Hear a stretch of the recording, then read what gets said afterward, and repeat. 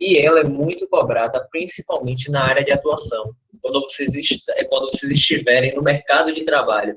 Um processo seletivo, uma oportunidade de crescimento profissional dentro da empresa. O ato de você saber anatomia e fisiologia é o seu diferencial em relação a esses aspectos, beleza? Então, por que eu estou falando isso? Por que você está falando isso, professor? Porque eu preciso que vocês deem total atenção nesse assunto. Lógico que os outros assuntos que irão chegar para vocês são importantes.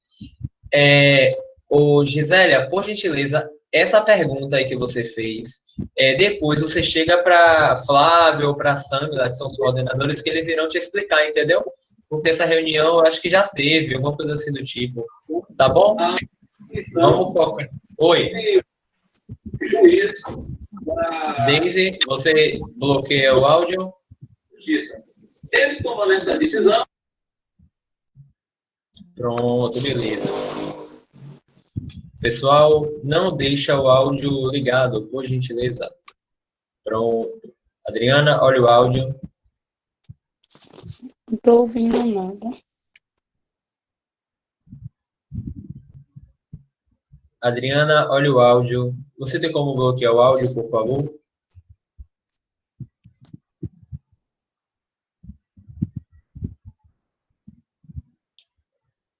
Pronto, valeu, Samila. Bom, como eu estava falando com vocês, essa disciplina de anatomofisiologia ela é muito importante para a vida acadêmica geral aqui, tá? Então, se a proposta de vocês estarem pagando o curso técnico nesse momento de pandemia, nesse momento agora que estamos passando, e vocês continuam na dedicação de estudos, na dedicação de aprender, então vamos focar, vamos direcionar nossa atenção para essa disciplina, ok? Como nós temos 21 dias para aprender, basicamente, tudo é o tempo necessário e suficiente para que isso aconteça, nós precisamos focar no que estamos fazendo. Então, sem mais enrolações, sem mais delongas, eu preciso que vocês peguem o caderno, tá? Peguem uma caneta e vão fazendo as suas anotações. Que, a partir de então, nós iremos iniciar o assunto de anatomia e fisiologia com as definições das respectivas nomenclaturas, beleza? Aqui vem dizendo como proposta o que é anatomia. A anatomia, galera, nada mais é do que a área que estuda a constituição e o desenvolvimento dos seres organizados. O que é isso, professor? A anatomia é o estudo das repartições dos órgãos existentes dentro do nosso corpo. A anatomia, podemos dizer que é o conhecimento daquela estrutura. É você conhecer através de características que aquela estrutura lhe apresenta. Por exemplo, quando você olha para uma pessoa, você vai conseguir detalhar as características dela. Como assim, professor? Ela tem 2 olhos, ela tem um nariz, ela tem uma boca, ela tem uma língua, ela tem dentes, ela tem um sorriso bonito, ela tem, sei lá, a forma do rosto bonita. Podemos dizer que essa é a anatomia de uma pessoa. Quando você direciona a anatomia para um órgão, você irá detalhar como é aquele órgão, quais são as partes existentes naquele órgão. O osso, por exemplo, o osso ele tem a parte anatômica diferente, cada osso tem a parte anatômica diferente um do outro. E cada osso tem as suas características, que são as suas nomenclaturas. É igual a músculo. Cada músculo ele tem um nome, ele tem uma característica própria, e por esse motivo ele vai ter várias partes nomeadas por anatomistas. Então, quer dizer, cada parte do corpo que nós iremos estudar, cada órgão, ele tem a sua anatomia definida e específica, entenderam? Então, cada parte do corpo, cada órgão do corpo, existe um estudo direcionado, um estudo anatômico para esses indivíduos, e essa é a proposta do ICB. E é isso que nós iremos estudar no decorrer da matéria. E a parte de fisiologia, como vocês estão vendo no slide, que a pergunta ele diz, o que é fisiologia? Então, ele vem dizendo assim, a fisiologia é o estudo responsável em analisar o funcionamento das partes anatômicas. O que isso significa, pessoal? A anatomia, nós iremos estudar as características daquele órgão. E a fisiologia, nós iremos estudar como é o funcionamento daquele órgão. Qual é a proposta funcional dessa estrutura que nós estamos estudando? Ele serve para quê? Como é a dinâmica de funcionamento desse órgão? Um órgão bem claro, para dar como exemplo, é o intestino, tanto grosso quanto delgado. Nós iremos entender qual é a funcionalidade, por onde começa, por onde termina, para que serve. Esse estudo é a fisiologia. Quando a gente parte para o estudo da anatomia, nós iremos nos fazer a pergunta: qual é o nome dessa parte aqui desse intestino? Essa parte aqui, qual é o nome? Essa parte aqui, qual é esse nome aqui que eu não entendi? Então, a anatomia são as características, de forma grosseira, e a fisiologia é a sua parte de dinâmica, o funcionamento daquela estrutura. Nós sabemos que o intestino delgado e grosso, ele serve para a realização do nosso processo digestivo, de forma grosseira. Isso é a fisiologia. E cada parte daquela estrutura do sistema digestivo, né, que é a alça intestinal delgado e grosso, tem o seu nome, ok? Quem entendeu, coloca um sim, por favor. Quem não entendeu, põe o não, por gentileza, aí no chat.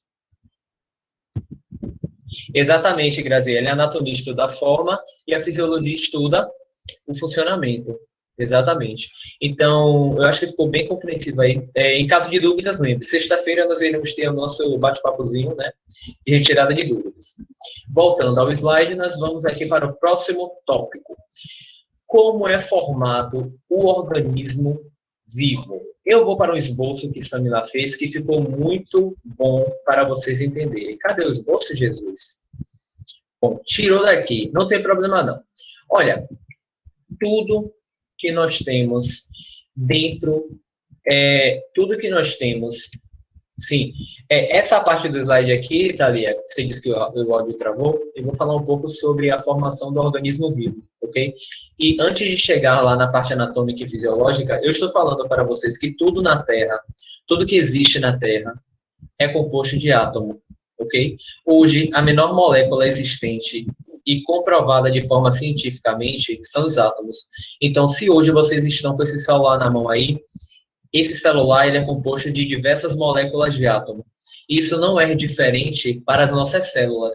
Se hoje nós estamos comendo, se hoje nós estamos vendo, se hoje nós estamos levantando, sentando, é pela atuação de células.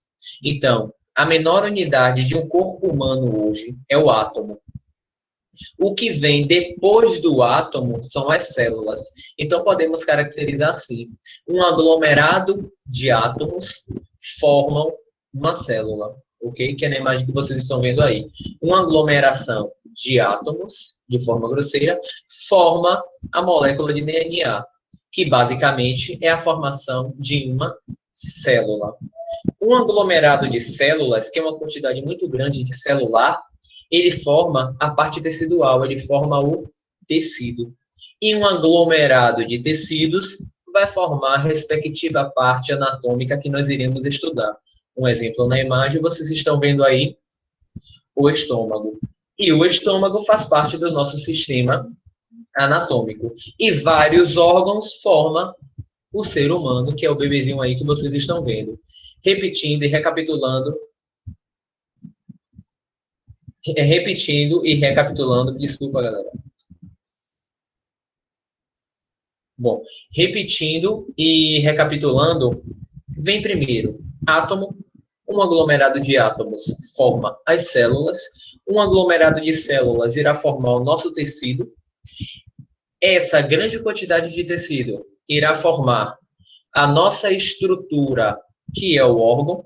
Por esse motivo, cada órgão existente no corpo existe um tipo de tecido diferente, por isso que nós temos diversas funcionalidades no corpo diferente. O fígado funciona diferente do baço, que funciona diferente do estômago, que funciona diferente do esôfago. Então, cada órgão tem a sua especificidade. E por esse motivo, nós temos uma gama de informações dentro do nosso sistema anatômico que faz com que o nosso corpo funcione de diversas formas. Então, quer dizer, a última etapa é a formação da estrutura. A primeira etapa são os átomos. Então, do átomo, a formação daquela estrutura anatômica, nós conseguimos concluir e concretizar que a menor unidade hoje comprovada cientificamente de formação anatômica são os átomos, que formam os nossos órgãos, que formam as nossas células, os nossos tecidos e principalmente a nossa cadeia de DNA e RNA. Ok? Então, vamos lá. O, o slide saiu, foi, gente? Desculpa ter interrompido. Ah, foi alguém, então, que clicou, viu, para apresentar o slide aí. Retornar a apresentação. Voltou? Se vocês clicarem, pessoal, para apresentar o slide, sai o meu, entendeu? Pronto. Beleza. Então, vamos lá. Avançando mais um pouco. Ah, sim. Galera, preciso do sim ou não de vocês aí. É só para saber se vocês estão conseguindo compreender. Só manda o sim aí, a galera. Se tiver ok, manda sim. Olha, mas é para mandar o sim de verdade, pelo amor de Deus. Não é para ficar mentindo dizendo sim para adiantar lá, não, viu? Pronto. Então, eu vou dar... fica aí rindo, Ingrid. Não tá achando é graça. É o que, rapaz? É a Denislane, rapaz? Tô falando um pouco rápido, é Rízia. Aí, tá vendo, Rízia, que eu gravei seu nome? Pronto, agora todo mundo vai dar risada. Tá bom, Eliane. É porque eu me empolgo, pô. Ah, Elenilza, nem anote, viu? Foque aí, escute o que eu tô falando, que sexta-feira nós iremos recapitular. Mas eu prometo que eu vou desacelerar. O aglomerado de células forma o quê? Se um aglomerado de células, Evânia, ele vai formar o tecido. Várias células irá formar o tecido. Mas preste atenção, viu? Pelo amor de Deus. Vamos dar o gás aqui. Já troquei a tela, não estou vendo mais o que vocês estão falando. Bom, dentro dessa aglomeração, galera, de átomos que vai formar as células, que irão formar os tecidos, que irão formar os órgãos, nós temos as repartições da divisão do corpo humano. Isso nós precisamos entender até para que quando a gente for estudar o órgão, a gente saiba onde ele está localizado. Por exemplo, na cabeça, nós encontramos o que na cabeça? Nós encontramos o encéfalo, onde dentro do encéfalo tem várias repartições. Temos neurônios, temos hemisférios cerebelares, nós temos ventrículos, nós temos várias partes anatômicas que existem lá dentro da cabeça. Quando a gente desce para o pescoço, nós temos uma rede de linfonodos, nós temos uma rede arterial, uma rede venosa, né? Nós temos os plexos braquiais, Samila, quando eu falo esse nome, chega a se assusta. Nós temos aqui, ó, no tronco, o tronco nós temos uma gama de informações, uma gama de órgãos que nesse local aí, ó, especificadamente, nós iremos ter um estudo muito massa do sistema circulatório e sistema respiratório, que eu gosto muito, por sinal. Nós temos estruturas musculares aí dentro, ó, da parte do tronco, né, que é o diafragma, além das nossas costelas e colunas, e coluna vertebral, né, que é a parte óssea. Nos membros, nós temos aí a repartição, ó, de inferiores e superiores. Então, podemos repartir, galera, a divisão do corpo humano da seguinte forma. Na cabeça, ela é dividida em crânio, e ela é dividida em face. Então, quando você vai estudar o corpo humano, e você se depara com a parte da cabeça, né? Que é o rosto da pessoa, que é aquela parte onde tem o cabelo, ela tem que ser dividida para vocês conseguirem estudar como é... Oi? Ó, o microfone, galera. Era para eu estar escutando, que a aula já está rolando. A explicação do professor e não está indo. Galera, olha o áudio. A parte da cabeça, galera, para que vocês estudem, para que vocês consigam, me perdi, velho. Para que vocês consigam dar melhor atenção e direcionamento a ela, é preciso que você, pessoal, olha o áudio, por favor. Eu vou pedir para a Samila bloquear, viu? Juninho, dê banana nós. Cadê você, Samila? Bloqueia aí. Ah, valeu. Obrigado. É porque isso corta no raciocínio, entendeu, pessoal? Me desculpem até. Bom, vamos lá. Cabeça. Existe uma repartição para que vocês possam estudar, para que vocês possam direcionar esse estudo, sendo proporcional até para a absorção, né, de vocês, e até para o conhecimento. Porque, assim, o estudo anatômico e fisiológico, ele tem que vir com vocês o resto da vida. Quando falarem assim, ó, pescoço, na mente de vocês já tem que vir aquelas estruturas. Falou pé, na mente de vocês já tem que vir aquele explanatório de estruturas anatômicas e fisiológicas do pé. Acredite, se vocês focarem nos estudos, vocês conseguem, mas precisa focar e estudar, beleza? Então aqui nós temos, ó, na cabeça,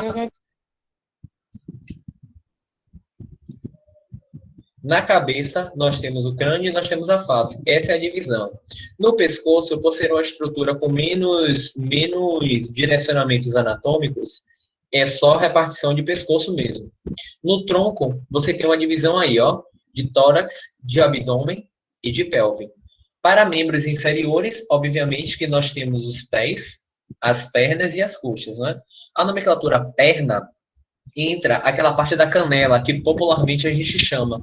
Então, a característica perna simboliza canela. E a característica coxa é a que vocês já conhecem, né? Que são classificados popularmente de coxa. Para membros superiores, vem mão, vem antebraço e vem o braço. Cada detalhe desse anatômico nós iremos estudar e direcionar esse aprendizado aí para vocês. Só que para isso é preciso que vocês deixem o áudio desligado, pelo amor de Deus. E aqui tem um bonequinho com a especificação e o direcionamento. Olha lá, cabeça, grande face, pescoço, tronco. Olha a divisão do tronco, a dimensão, membros superiores, olá, e membros inferiores, obviamente junto, olá, raiz, ombro, parte livre, braço, antebraço e mão. Eu não estou conseguindo ouvir nada, estou ouvindo só isso. Entendeu? Oi, é a Adriana que está falando? Adriana, desliga o seu vídeo aí, por favor, porque assim vai melhorar. Tem sim ali em aula. Ô, Adriana, desliga o seu vídeo, que melhora. Pode seguir, Gil, com a aula que eu vou ver com ela aqui no privado. Ah, beleza. Bom, vamos lá. Posição anatômica. Pessoal, essa parte aqui é muito interessante. É muito interessante porque ela serve tanto em paciente em pé, quanto paciente deitado. Se o médico, se o colega de trabalho, se o protocolo solicitar vocês o seguinte: por favor, fulana de tal, ponha o paciente em posição anatômica para que a gente possa fazer uma avaliação anatômica de sua estrutura. Pronto. Aí você já tem que saber decorado já. Como é que é feita a posição anatômica? Primeiro, o paciente ele deve estar em pé, inicialmente, lógico. As mãos do paciente, né, os membros superiores, né, que é essa parte que vocês estão vendo, ó, só siga o mouse, essa parte aqui, membros superiores, eles devem estar ao lado do corpo com uma rotação externa das mãos. Os membros inferiores, eles devem estar obrigatoriamente alinhados com os ombros, percebam, ó, o alinhamento perfeito com os ombros, e, logicamente, com os pés rotacionados para frente. Professor, se o paciente estiver com o pé rodado lateralmente, pode? Não. Rodado internamente, pode? Não. Porque a proposta de posição anatômica é o paciente com os pés direcionados para frente. Se a perna do paciente estiver toda aberta, professor, pode? Não. A perna do paciente deve se encontrar nessa região, nessa localização, como esse bonequinho aqui ó, se encontra. Em relação à cabeça do paciente, ela deve estar olhando para o horizonte. Não pode estar nem abaixada e nem erguida. Ela tem que estar na linha reta. Uma outra ressalva que eu preciso falar para vocês. Caso o paciente tenha alguma patologia que fuja da posição anatômica, logicamente que nós não iremos mexer. Por exemplo, a paciente que possui um alto grau de uma patologia chamada, acho que genovalgo e genocavo, algo assim. Ela tem uma abertura de perna maior do que a normal, ou então ela tem a perna dela é mais fechada do que o normal. Então, isso proporciona um desvio anatômico, entende? Então, em uma situação dessa, lógico que a gente não vai mexer na anatomia do paciente. O que é a prescrição é que o paciente deve ficar na sua posição anatômica verdadeira. Então, cada um tem a sua. Lógico, dentro dos limites anatômicos de cada indivíduo. Se o paciente tiver um desvio de braço, por exemplo, o osso dele é torto.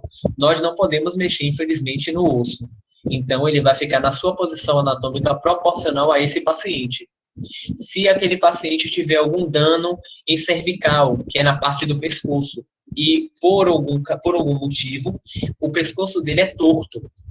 Tem pessoas que possuem, sim, essa patologia, que é corcunda, por exemplo. E aí, com isso, tem uma torção do pescoço por conta desse ato de ser corcunda, e a anatomia do pescoço dessa pessoa não é reta, e sim meio para o lado, né? Lateralizado. Então, em casos específicos como esse que eu dei os exemplos, nós não mexemos, mas em uma pessoa que é, entre aspas, normal, podemos caracterizar que a posição anatômica é o paciente em pé, com os pés rotacionados para a frente, com os membros superiores ao lado do corpo em rotação externa e a cabeça em direção à linha do horizonte, olhando sempre para frente. Em caso de dúvidas, isso tudo que eu falei vai estar no textinho do lado esquerdo da tela, onde vocês podem estar observando. Onde vocês estão observando, desculpa. Então, aqui eu só falei do meu jeito. Então, qual o estudo anatômico que vocês podem direcionar? Ler o enunciado da proposta que está sendo pedido e vocês formulam com as palavras de vocês, com o entendimento de vocês. A ordem aqui do bonequinho do lado direito não importa se tem cabeça, se tem mão. A ordem é como vocês aprenderam, contanto que esteja dentro dos padrões de posição anatômica. Descendo mais um pouco, nós chegamos aqui na parte dos planos e eixos corpóreos. Galera, esses planos e eixos corpóreos são muito importantes, tanto para a radiologia, tanto para a enfermagem, ok? Beleza? Espera aí. Ô, galera, eu tô vendo, só dei uma pausa aqui para dar uma olhada no chat. Infelizmente, eu não posso voltar falar de novo e tal, porque assim, ó, são muitas pessoas na sala. Então, a Samila tá falando aí já. Então, beleza, Samila. Já tá dando uma orientação, ok? Então, ou printa a tela, ou faz uma anotação rápida no caderno e lembre-se, sexta-feira nós iremos revisar isso tudo. Então, não se preocupem, ok? Só foca aqui, ó. Galera, qual é o intuito desses planos e eixos corpóreos? Eles servem para vocês fazerem uma localização anatômica, ok? O primeiro plano que ele delimita é o plano sagital ou plano mediano. O que é isso? Se vocês se depararem assim, ó, galera da radiologia, se deparou em uma incidência, né, em um protocolo que é feito na radiologia, onde vocês devem ficar com o paciente com plano mediano ereto, de forma grosseira, né? De uma forma mais simples de vocês entenderem. Então, vocês sabem que o plano mediano é uma linha imaginária que vai dividir o corpo em direita e esquerda. E essa linha imaginária, ela passa no centro do corpo, como vocês estão vendo aí no bonequinho. Vocês estão percebendo? É essa linha imaginária. Um exemplo que eu vou dar, que é interessante e que pode ajudar vocês. Quando uma pessoa fala assim, ó, corte o pão no meio, vocês têm uma noção, lógico, onde é o meio daquele pão só no olhar. Quando vocês olham o pão assim, você percebe que naquele pão, você sabe onde é o meio dele.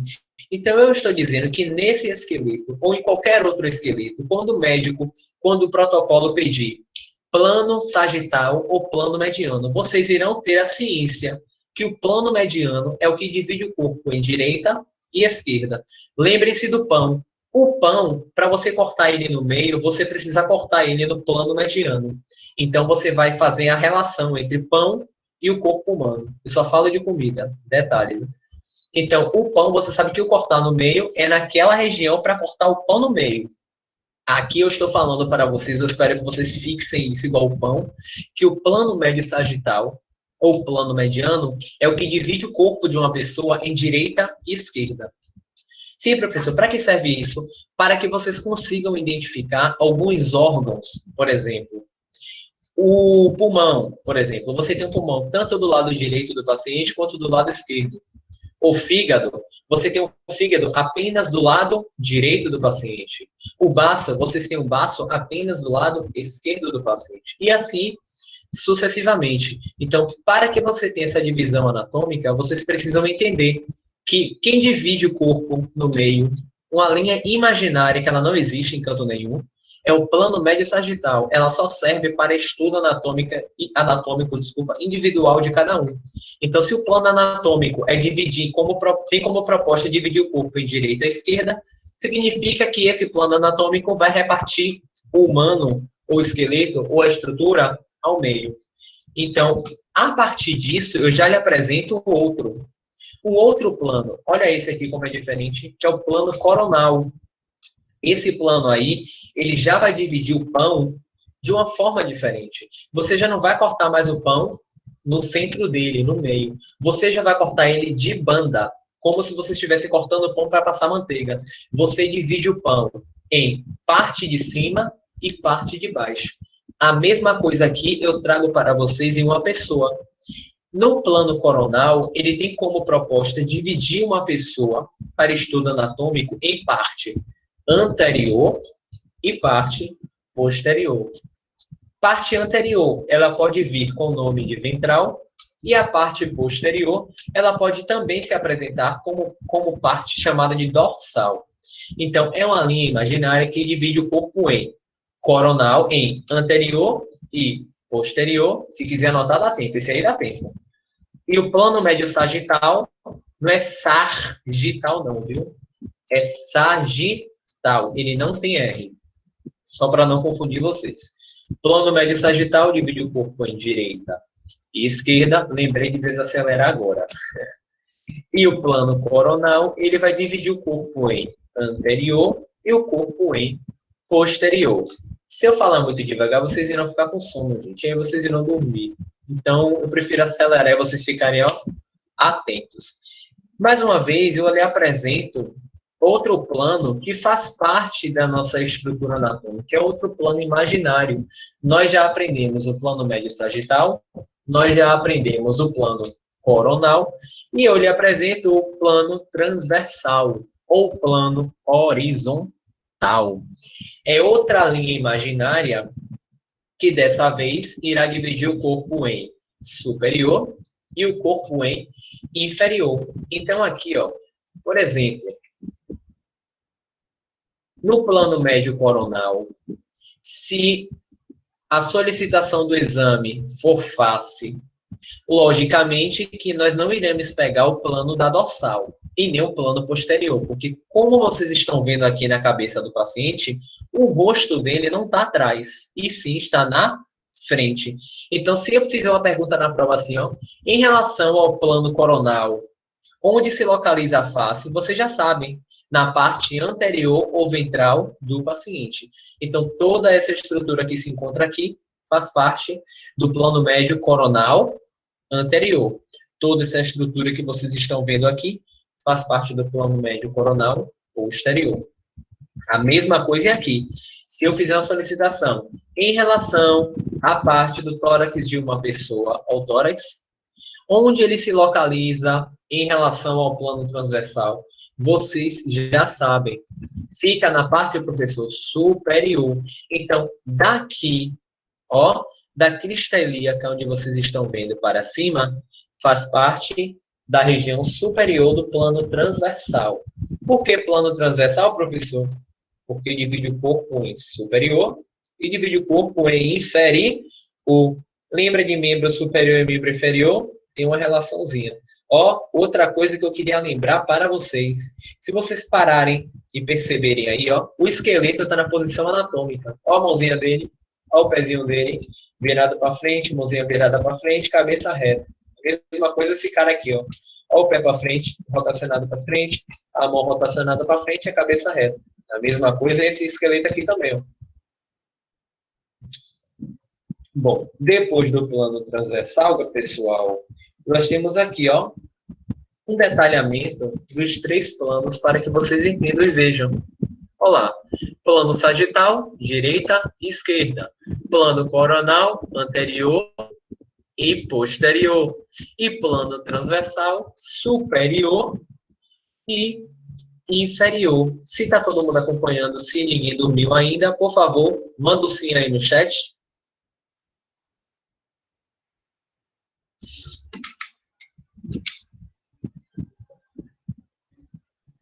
Beleza. Beleza. Beleza. Alana, levante e Valana, que eu tô vendo você daqui, viu? Daqui a pouco você dorme. Bora lá. Vem cá, Thalia, você não tá entendendo minha aula, não? É pra estar falando de Aldan toda hora? Vou me retar, viu? Bora lá. Bom, aqui nós chegamos agora na parte de eixos, certo? Essa parte de eixos, nós temos que ter uma dimensão e entendimento, porque ela é bem interessante tanto para a área radiológica, no momento que nós formos realizar incidência radiológica, e tanto na área de enfermagem, em momentos de posicionamentos em pacientes debilitados, ou como nós iremos entender em que parte está a lesão, por exemplo, uma ferida que se encontra em enfermagem, ou uma fratura que se encontra, e também enfermagem em radiologia. Por exemplo, lateral. A estrutura do eixo lateral é tudo que se encontra entre as laterais da estrutura daquele indivíduo. Por exemplo, o eixo lateral é simbolizado também pelo processo de flexão e pelo processo de extensão. Por exemplo, essas duas setas simbolizam apenas a estrutura de movimentação da parte anatômica desse corpo desse indivíduo. Por exemplo, se o paciente estiver com a perna toda estendida, esse movimento de extensão de perna é chamado, como o nome já diz, né? Extensão. Caso o paciente realize o ato de flexir a perna, que é dobrar, como vocês estão vendo aí que esse cara está fazendo, esse ato simboliza a flexão. É quando você afasta a estrutura anatômica do centro do corpo, você está flexionando. Tipo, flexione o braço, flexione a perna. Estenda o braço, estenda a perna. Eu acho que esse conceito aí todo mundo entende. E o conceito de lateral é quando parte algo de um lado lateral para um outro lado lateralizado. E aqui vem outra estrutura de eixo antero-posterior. O eixo antero-posterior, ele vem do anterior e passa para o posterior. É igual essa mãozinha aqui, ó. Tem a mãozinha nessa região e essa mãozinha vai passar para a parte posterior, né, em direção à parte posterior da estrutura anatômica. E aqui nós temos o ato de você de realizar a adução e de você realizar a abdução. Grosseiramente falando, se vocês pegarem os braços de vocês e deixarem em frente ao corpo assim estendidos e abrir os braços, né, igual Cristo Redentor, vocês estão realizando um movimento de abdução, que é o ato de você abrir a estrutura anatômica, como o bonequinho mostra, principalmente em relação ao movimento da setinha aqui, ó, preta. Caso vocês realizem um processo de adução, que é o contrário de abdução, vocês realizam o ato de fechar a estrutura anatômica. Então, o braço estava aberto e vocês fecharam a estrutura do braço. Então, vocês realizaram um processo de adução. Ainda em eixos corpóreos, em que existem alguns outros processos, como, por exemplo, rotação externa ou rotação lateral, rotação interna ou rotação medial. Oxe, professor, como assim? É muito simples. É só vocês olharem para os pés de cada um aí que estão assistindo a aula. Se vocês pegarem os pés de vocês e rodarem ele, girarem ele internamente, vocês estão realizando a rotação interna. E por que medial? Porque a rotação que vocês fizeram estão próximas à linha mediana do corpo, ou o plano médio sagital, ou plano mediano. Lembra do plano mediano? É a mesma coisa. rodou o pé internamente, rotação interna ou rotação medial. Serve também para os braços. Se você pegar suas mãos e rodarem ela para dentro, simboliza que vocês estão fazendo uma rotação interna ou uma rotação medial. Se vocês realizarem uma rotação externa dos pés ou uma rotação lateral, simboliza que vocês estão pegando os seus pés e girando em direção à parte externa, à parte de fora da sua estrutura anatômica. Então, tudo que você gira para fora é rotação lateral, porque está em direção ao lado do corpo, não é? As partes laterais do corpo. E tudo que vocês rodarem para frente, para dentro, significa que será direcionado para o meio do corpo, ao plano médio sagital. Antes de entrar em cavidades, por favor, pessoal, dão um sim aí se vocês estão conseguindo acompanhar. A tela saiu de novo. Oh, meu Deus. Desculpa, gente. Vai voltar aí agora. Me perdoe. Voltou? Pronto. Mas assim, vocês conseguiram ver a parte que eu falei de rotação? Ou vocês... Não, eu falando do pé, vocês conseguiram entender? Mesmo sem ver? Dão sim aí. Pronto, beleza. Então, massa. Essa é a proposta. Um pouco o que, Moisés? Vou repetir então rapidinho. Bem rapidinho, viu? Olha lá, o pé. Desculpa quem estava anotando, já volto. Olha o desenhozinho do pé aí. Rodou ele externamente, é uma rotação externa ou uma rotação lateral, porque a direção do giro é lateralmente ao corpo.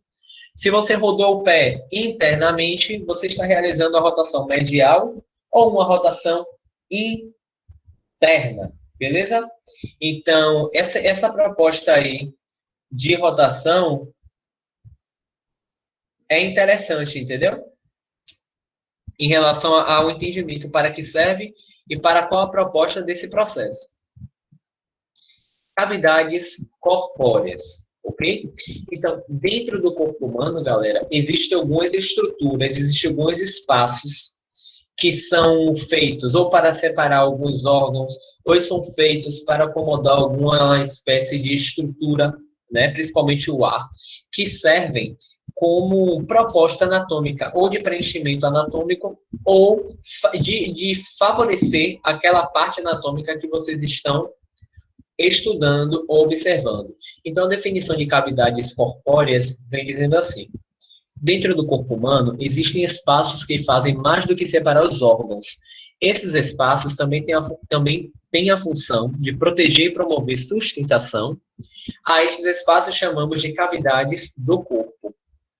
Por exemplo, olha esse desenho aí, bem ilustrativo, da parte do tórax, da parte do abdômen de um indivíduo, ok? E da parte da cabeça. Então, vocês percebem que existem aí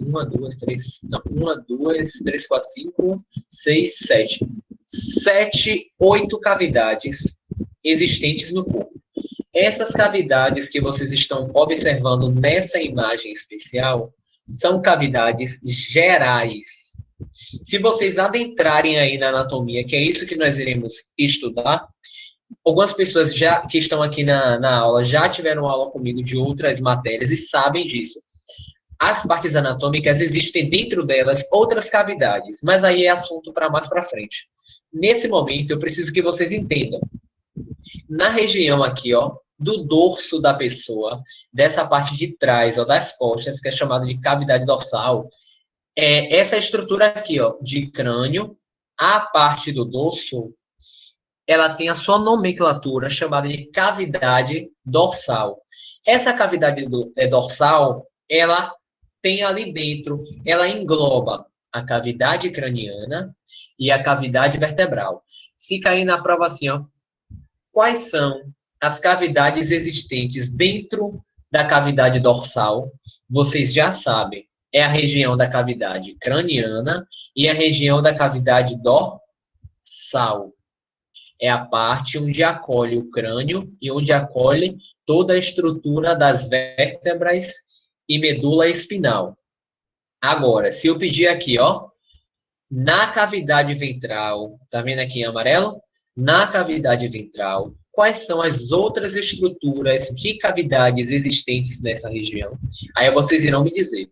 Cavidade torácica, que é onde acopla os pulmões, não é? Ou o coração e os processos diafragmáticos que vocês estão vendo aqui, né? A cavidade abdômino-pélvica, que é onde irá englobar a cavidade abdominal e a pélvica. Se vocês não lembrarem, uma dica aqui, tá, para estudo. Se vocês não lembrarem dessa palavra aqui, ó, cavidade abdômino-pélvica, vocês podem simplesmente me dizer cavidade abdominal e cavidade pélvica. É a mesma coisa, vocês estão me falando a mesma coisa. Resumão, cavidade dorsal, 2 pontos. Existem duas cavidades, a craniana e a vertebral.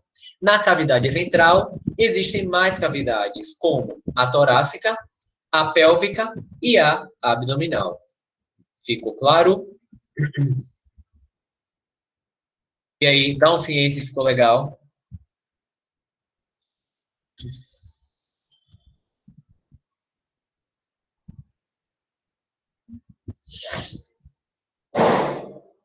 Professor, volta o slide da cavidade corpórea. Espera aí. Eu vou repetir. Não tem problema não, Elenilza. Relaxa. Relaxa, Eliane. Eu vou voltar aqui agora. Bora lá. Voltando aqui, ó. Bem rapidinho, viu, galera? Essa região aqui, essa parte que nós estamos estudando, galera, nada mais é do que estudos anatômicos, ok? É só para que a gente se situe dentro de um corpo humano. Se hoje vocês forem realizar alguma incidência na enfermagem ou radiologia e se deparar com a região das costas do paciente, com essa região aqui, vocês sabem que nessa região aqui das costas existem duas cavidades. A cavidade craniana, onde dentro dela você irá encontrar o encéfalo, que é o cérebro, e a cavidade vertebral, que dentro dessa região aqui toda, que é a cavidade vertebral, vocês irão encontrar coluna vertebral e a medula espinal. É só isso, são os exemplos que eu estou dando.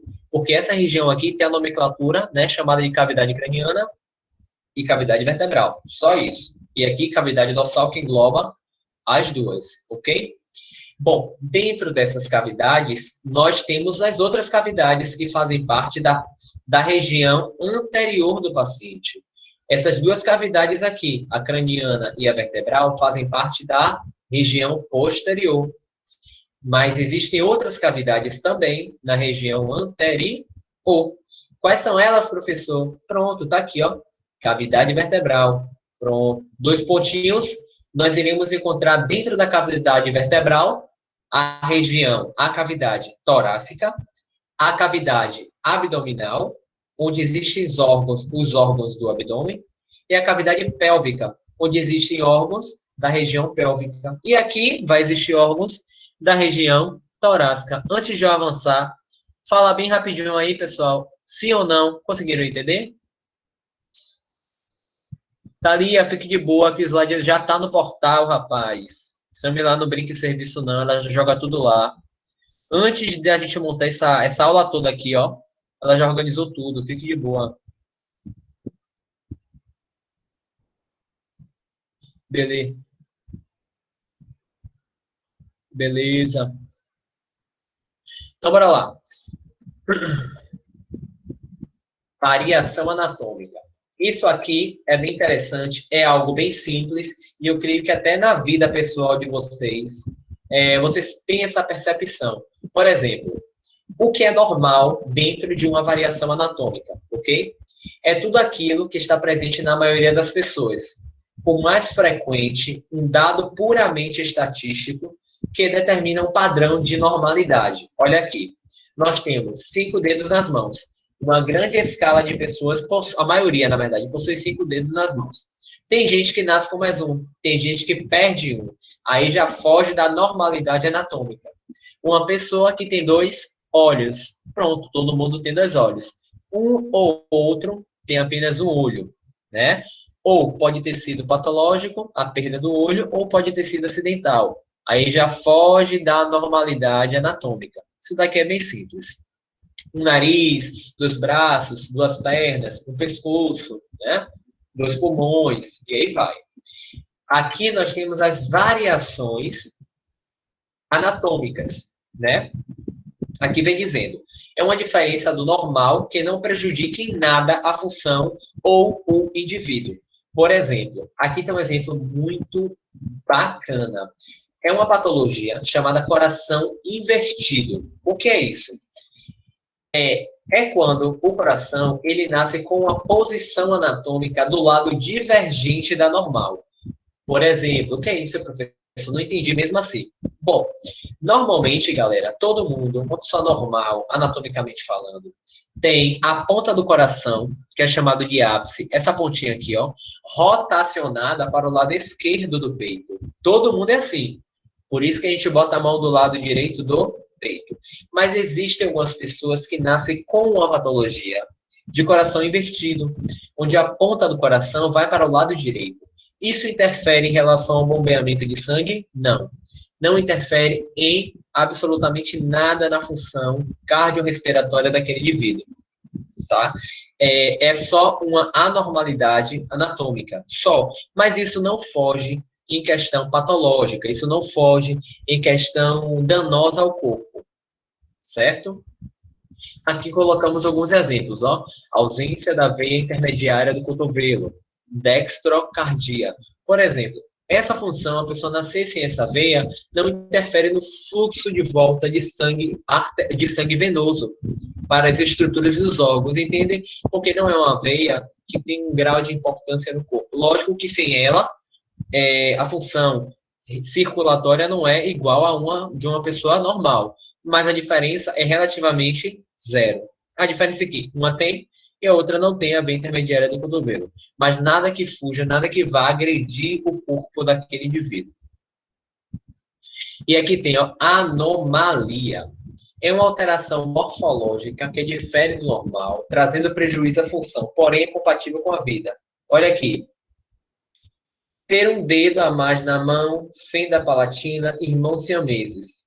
Uma pessoa que possui esse tipo de anormalidade, né? Ele não vai deixar de viver. Lógico que existem os graus. Aqui tem os comparativos de irmão, né? Com supranumerários em relação a dedo, e os siameses. Lógico que existem algumas disfunções que possuem nos siameses que não vai haver nas mãos, né, do indivíduo, mas não é por isso que a pessoa vai morrer. Tem pessoas que já são adultas, são siameses, e tem pessoas que possuem essa quantidade de dedos e vivem a vida normalmente com as suas adaptações, né, logicamente. E aqui tem a atuação de monstruosidade dentro da variação anatômica. O que é isso, galera? Normalmente a monstruosidade ela vem desde o processo da geração da criança. Normalmente ele acontece lá dentro da barriga da pessoa, certo? Da mulher. E vem dizendo assim como proposta. É uma alteração morfológica que difere do normal, trazendo prejuízo à função, sendo incompatível com a vida. Na figura é possível perceber que a seta em branca o terceiro irmão que não sobreviveu. Aqui, né, você tem um caso relativamente de siameses, na imagem esquerda, onde essa região é com maior protuberância, né, na seta em branco, seria uma outra geração fetal, seria um outro indivíduo que iria nascer ali, né, seria uma outra espécie de siamês, só que ele não teve sobrevida. E na imagem à direita, vocês percebem que o cara, esse bebê, tinha microcefalia, né? Ou realmente não houve nenhum desenvolvimento do cérebro, muito menos das partes anatômicas, e houve o falecimento do mesmo. Então, esses aspectos, assim, são classificados, né, e direcionados como monstruosidades. Por que monstruosidades? Porque foge da normalidade anatômica de uma pessoa, foge da estrutura anatômica do indivíduo, e a característica de sobrevida aí é quase zero, se não zero. Biotipo, essa parte é bem bacana, é bem simples de entender. Toda pessoa, toda pessoa existe uma especificidade anatômica. O que é isso? Por exemplo, existem tipo de corpo ectomorfo, que tem características de serem pessoas mais alongadas e mais magras. O mesomorfo são aquelas pessoas que são mais troncudinhas, que não é nem alta e nem baixa, é do tamanho, entre aspas, ideal em relação a uma pessoa. E o endomorfo são aquelas pessoas que têm a tendência a ser um pouco mais baixa, porém, um volume maior de massa corpórea do corpo. Ok? Eita, massa corpórea do corpo foi ótimo. Massa corpórea, né? Na região tanto abdominal, quanto da coxa e na parte da dorsal, né? No caso da mulher, na região do quadril. O que difere uma da outra, professor, por favor? Existem diversos aspectos que fazem a diferenciação do ectomorfo, mesomorfo e endomorfo, principalmente na absorção nutricional, principalmente na sua forma anatômica interna dos órgãos, né, tamanho dos órgãos e peso individual de cada pessoa dessa aí, né? Tanto ectomorfo, quanto mesomorfo e quanto endomorfo. Em relação da enfermagem, vocês têm que ter esse discernimento de saber o que é ectomorfo, mesomorfo e endomorfo, e depende também da aplicação de estudo e trabalho da galera de enfermagem. Pessoal de enfermagem que trabalha com o pessoal de nutrição tem que ter uma noção do que é o corpo ectomorfo, mesomorfo e endomorfo e sua absorção nutricional. Galera que vai pegar um acesso venoso, tem que saber textura de pele. A galera, vocês irão ter essa aula. Não sei como é que é um professor, se é o professor Flávio, se é outro. E questão de intensidade corpórea, e questão de intensidade de tecido, né? Colocação perfeita da agulha, isso tudo tem relação com esse tipo de corpo. Porque ectomorfo, ele tem uma característica de ter uma pele mais fina, com baixo percentual de tecido adiposo, que é gordura, com baixo percentual de tecido adiposo, que é gordura. Acelerei, né, galera? Me perdoe. O mesomorfo, ele tem uma característica de ter uma grande escala de massa muscular. Então, o tecido do músculo desse indivíduo aí é mais rígido. E o endomorfo, ele tem uma característica de ter o tecido adiposo muito elevado, que é a gordura muito elevada dentro do corpo.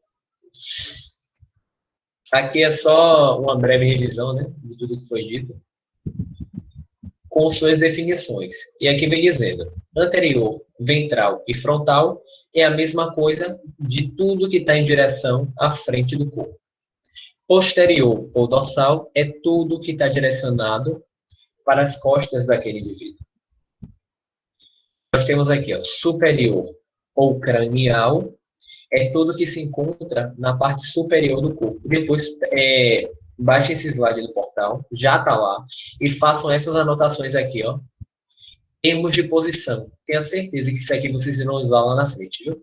Não só isso, mas aqui, como são definições específicas, é um pouco mais difícil de vocês absorverem do que os demais que a gente viu. Então, depois pega o caderno e anota tudo bonitinho. Termos de posição, e vem, ó, superior e cranial, né? Tudo que está na região em direção à cabeça. Por exemplo, se vocês forem realizar a inserção de uma agulha, e essa inserção o médico solicitou, ou seja lá, ou o protocolo mesmo daquela técnica, agulha em direção à parte cranial da estrutura. Vocês sabem que a inserção da agulha deve ser inserida com a ponta dela em direção ao crânio. Seja lá onde for inserida a agulha, seja no braço, seja no antebraço, seja lá onde for o local anatômico, ela tem que estar sempre em direção ao crânio. Então, é mais ou menos assim, ó, será inserida a agulha, ó, sempre com a ponta virada para cima, lateralizada para cima. Inferior ou caudal, aí vem, ó, na direção da parte inferior do corpo. Né? E temos ainda aqui de posição anatômica, ó, parte medial, mais próximo do plano sagital mediano. O plano sagital mediano você já conhece. Eu já falei a vocês. É o plano que divide o corpo em direita e esquerda. É a linha imaginária, como vocês estão vendo aqui, ó, que vai dividir o corpo no meio. E lateral, mais afastado do plano mediano. Por exemplo, a mão dele aqui, ó, desse cara, está mais na parte lateral do que medial, porque se essa linha tracejada aqui é o medial, as mãos deles estão afastadas, então significa que as mãos estão mais na lateral. Aqui dizendo, ó, por exemplo, um exemplo aqui, tá? Que é o joelho, né? Como vocês veem na imagem aí. Isso aqui é a parte óssea, né, do joelho, e a parte articular, tendão e ligamentos. Esse L aqui significa lateral.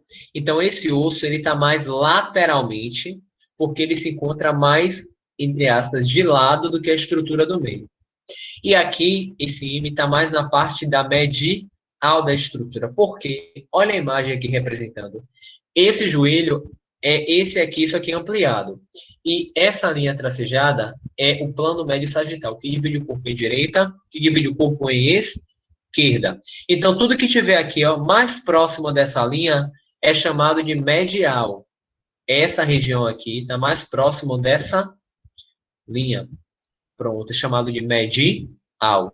Tudo que está do lado esquerdo, tudo que está do lado direito do paciente, né, mais afastado da linha média do corpo, é classificado como lado lateral, porque está mais afastado do plano médio do corpo. Outro exemplo, se fosse cotovelo, essa região que está aqui, ó, mais próxima da linha medial, é a parte média. E aqui o lado de fora é a parte lateral. Se fosse a mão, essa mão aqui, ó, essa região aqui da mão, ó, de dentro, essa região aqui, ó, da mão, é a parte medial, porque está mais próxima à linha média do corpo. E essa parte da mão aqui é a parte lateral, porque está mais próximo da parte lateral do corpo. Mediano, você já conhece. Exatamente sobre o eixo sagital mediano. Intermédio, entre o médio e o lateral. Aqui tem dois exemplos para vocês entenderem. Por exemplo, olha lá, você tem um músculo que está na parte lateral e outro músculo que está na parte medial. Entre o músculo lateral e entre o músculo medial, você tem um outro músculo intermediário. Normalmente, essa característica aqui, intermediária, vocês irão ver em estruturas desse tipo. Onde você tem a lateral, onde você tem a medial, e uma parte anatômica que fica entre a lateral e a medial. Não é todas as estruturas que... por exemplo, os dedos das mãos. O dedo que a gente, entre aspas, dá dedo para a pessoa, é um dedo intermédio, porque ele está entre o dedo lateral e o dedo medial, por exemplo, né? De forma grosseira falando, para que vocês entendam melhor. Termos de posição. Por exemplo, proximal. Próximo da raiz do membro, na direção do tronco. OK. Distal, afastado da raiz do membro, longe do tronco ou do ponto de inserção. Bom, aqui, esse osso, ele é chamado de húmero, certo? Esse húmero, ele está na parte proximal. Por que ele está na parte proximal? Ele está mais próximo da raiz do membro, onde ele começa. Então, todo esse membro, ele começa aqui, ó, de cima para baixo. Então, quem está próximo aqui da raiz do membro? Esse osso. Então, esse osso, ele é chamado de quê? Proximal. Por que proximal? Porque está mais próximo da raiz do membro. Esse braço, esse antebraço aqui, ele é chamado de médio. A parte medial do corpo. Por que é medial? Porque está abaixo da parte proximal. E está no meio entre proximal e distal. E a distal é o que, professor? É a parte mais distante do corpo. Então, você tem aqui uma parte mais próxima da origem da raiz do membro e uma parte mais distante. Entre as duas, sempre vai ter outra parte. Que no caso aqui é a parte do antebraço, é a parte do médio. Então, parte proximal, mais próxima da raiz do corpo. Parte distal, mais distante. A mão é mais distante do ombro. E o bíceps, né, que é o muque que a gente faz, é mais próximo do ombro. Quem está no meio entre mão e o muque, o antebraço. Então, ele é o médio. Antes de acelerar, essa parte aqui que também é importante, ó. Proximal, distal e médio. Manda o sim se ficou claro e manda o não se não ficou claro.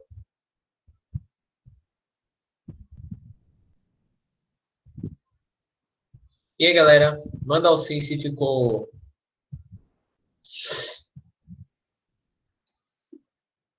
Beleza. Beleza.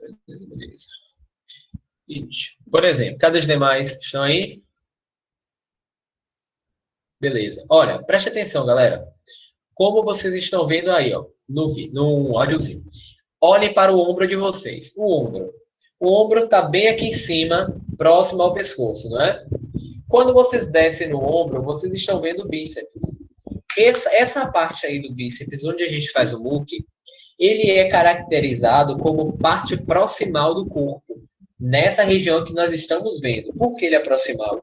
Porque ele está mais próximo do ombro. Quando você desce e vai para o antebraço ele está no meio do corpo. Por que, professor, ele está no meio? Porque ele está entre o bíceps e entre as mãos. A mão é a parte distal. O braço, que é o bíceps, né, do muque, ele é o proximal. Quem está entre o braço e quem está entre a mão, o antebraço. A mesma coisa é a perna. Você tem a coxa, você tem a perna e você tem o pé. A coxa, ele está na parte proximal da articulação coxo-femoral, que a gente vai conhecer na frente. Ele está mais na parte proximal da articulação. O pé, ele já está na mais distal, porque ele está mais longe do eixo do corpo. E a canela, né, grosseiramente falando, ele está no meio. Então, a coxa é a proximal, a canela é o médio e o pé é a distal. Ficou claro? Sim ou não? Jogador aí. Agora, bota o sim rápido, digita rápido para eu ver logo. O negócio subindo aqui, a live subindo aqui. Beleza. Massa. Show de bola. Beleza. Bora aqui dar um skate. Termos de posição. Ah, isso aqui é fácil. Preste atenção. Pronação. Ah, aqui tem um bonequinho fazendo. Pronação. O lado esquerdo da tela de vocês aqui, ó. Quando você vê um paciente, uma pessoa com as mãos na mesa, do jeito que esse cara tá, essa posição aqui, ó, que a mão tá, é chamada de posição pronada. É quando a planta da mão, desculpa, meu Deus, a palma da mão se encosta na estrutura. E supinação é quando a palma da mão fica para cima. Então, o ato de você supinar dá a impressão de subir. Supinar, subir. Então, é quando a mão, você gira ela para cima. Pronar, descer, é quando você gira a mão para baixo. Aqui tem só uma especificação, porque assim, ó, o ato de você subir a mão, que é supinar, você obriga. Eu não queria falar isso agora porque vocês irão ver a aula de parte óssea, entendeu? Mas eu vou só para que vocês entendam. Quando você roda o braço para cima, supinando, significa que os ossos do antebraço, eles estão rotacionando. Eles realizam um processo de translação rotacional. Mas isso não veja agora, não. Lá na frente a gente vai estudar. Só entenda que existe supinação, onde as mãos ficam para cima, e pronação, onde as mãos ficam para baixo. Como vocês estão vendo na representação da imagem aí, ok? Professor, esse ato de pronar e supinar pode fazer com o pé? Não. Aí é uma característica de pronação e supinação apenas das mãos. Apenas das mãos. Por exemplo, se vocês ouvirem aí em algum lugar da vida, pronação é mão, supinação é mão, só quem faz isso é a mão. O pé não faz desse jeito. Faz? Não faz. A cabeça faz? Não faz. O braço faz? Não faz não, minha filha. É só a mão mesmo. E gira para cima e gira para baixo. Olá. Decúbito dorsal. O corpo está deitado com a face voltada para cima. Gente, manda sim ou não aí. Quando vocês olham esse bonequinho aí, o desenho, não dá para entender perfeito. Decúbito dorsal é o quê? Paciente deitado com as costas encostadas no sofá, com as costas encostadas na cama. É o cara deitado do jeito que está o bonequinho. Não dá para entender quando vocês olham? Não dá? Um pouco o quê, Gabriela? Pelo amor de Deus. Não dá para entender não, Gabriela? Rapaz. Hein, Gabriela? Cadê, Gabriela? Responda agora aqui. Fala aí que você não está vendo esse boneco deitado, você não está entendendo que aquilo ali é decúbito dorsal, Gabriela. É mole, meu. Bom, quando vocês olham, ó, o outro slide, ou o outro posicionamento, é o decúbito ventral. Olha lá, o corpo está deitado com a face voltada para baixo. Por favor, senhor, fulano de tal, um exemplo, né? Thalia, corre aqui, Thalia, corre, corre, corre. Posiciona o paciente aí em decúbito dorsal. Pronto, você já sabe. Posiciona o paciente deitado. Corre, Thalia, bota o paciente em decúbito ventral. Posiciona o paciente em decúbito ventral, ó, com a parte do ventre que é a parte anterior do corpo, voltada para o local onde ele irá deitar.